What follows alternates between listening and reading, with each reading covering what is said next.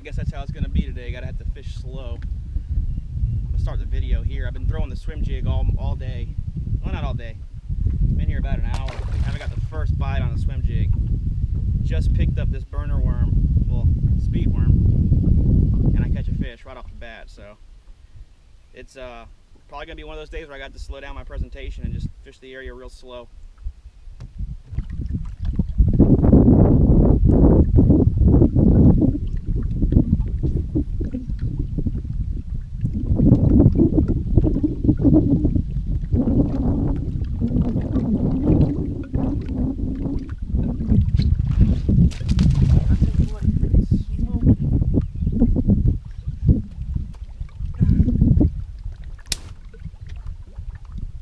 Really?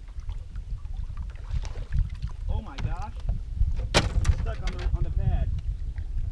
Let me get my tungsten back. Come on. Crap. You're not gonna believe this, guys. I broke my line off, but he's wrapped around the pad.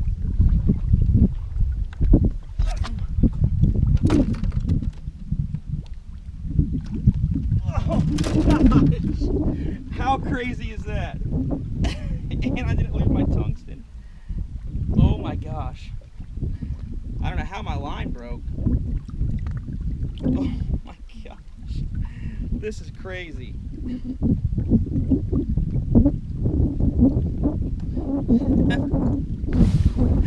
Broke my line on a freaking 1-pounder. He was pinned against the pad. Got him. I'll tell you what, that last fish I caught with my line breaking, that's actually the second time something like that's happened. And the first time it happened, I was in high school. I remember I joined this bass club. I'm from Miami. I joined a bass club called the Homestead Hog Hunters. And at the time, I wasn't even allowed to be a boater. I was so young. I was probably like 15 or so. And I was fishing as a co-angler, but the way it worked was the co-anglers fished against the boaters. It was, 40-person bass club, so it wasn't like a huge club. But I remember I got paired with this guy. His name's Rex Thompson, and he's actually still in the bass club. So we were fishing this canal that I grew up on down there. I lived on this canal. They call it the Falls Canal. I grew up with my John boat in the backyard, so I knew the canal really well. And I got drawn with Rex, so we go out there and we're fishing.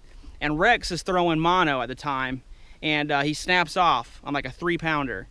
And he's like, darn. So we're fishing. Like 5 minutes later, he looks down and goes, hey, look, there's my line. He bends over, picks up the line. The fish is still on there. He hand lines this 3-pounder in, and that turned out to be his 5th and final fish that day. And he beat me by 1/10 of a pound. I came in second. So I have had an experience like that before. Unfortunately, last time it didn't work out in my favor.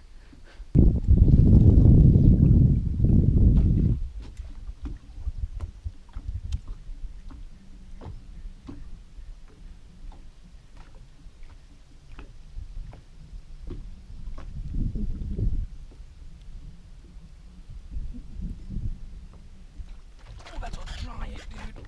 I seen him. Oh my gosh. Dude, that's a... Oh my gosh. Oh my gosh. Oh my god. That is a tank. That's a giant. Ooh, I was swimming it through the pads. I just saw it just disappear, and it's this huge fish turn sideways and eat it. Gosh, that's a good.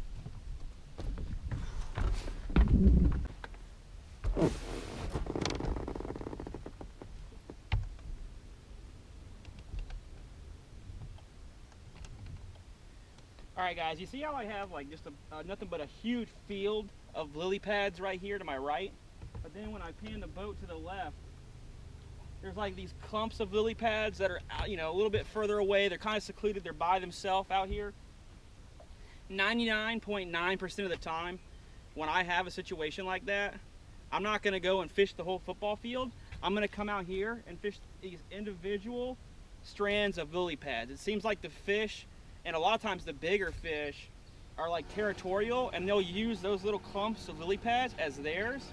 And instead of having to weed through a whole field of lily pads, catching 1 or 2, 3 or 4, you can come through here and just pick them off. One or two in here, one or two in there, and generally they're better quality fish. So I'd say about 99.9% of the time, whenever I have a situation like this, I'm gonna, you know, take a little bit extra time, put the trolling motor on high, go out to those lily pads, and then thoroughly fish them, and then I can come back to the field and work the field of lily pads. So that's just a little tip. I don't know if you guys do that, but you know, just like add some value to this video for you all.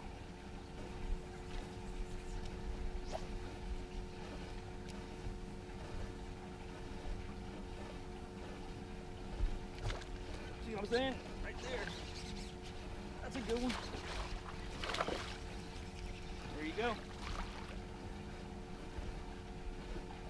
Right there on that little secluded patch of lily pads. Come up to it and boom, there's a fish.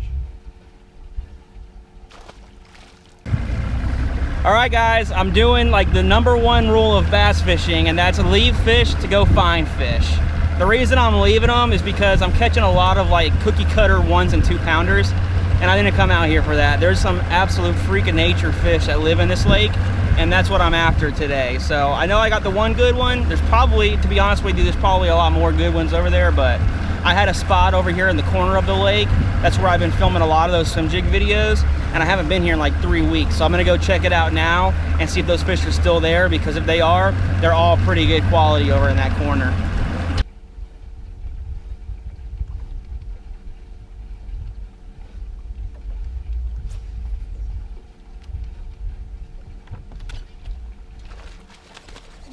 Yeah, as soon as it hit the water, coming to me. Man. As soon as it hit the water, that was crazy. Not a bad one.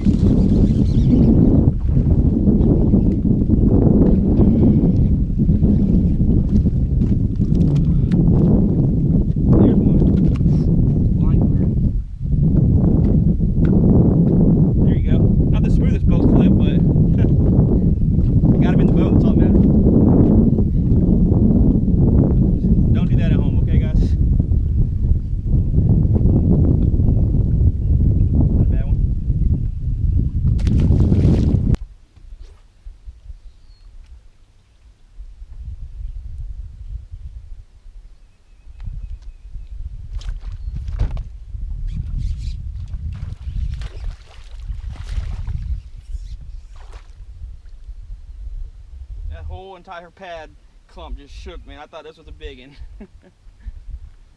Not a big one. But we're gonna keep on trying.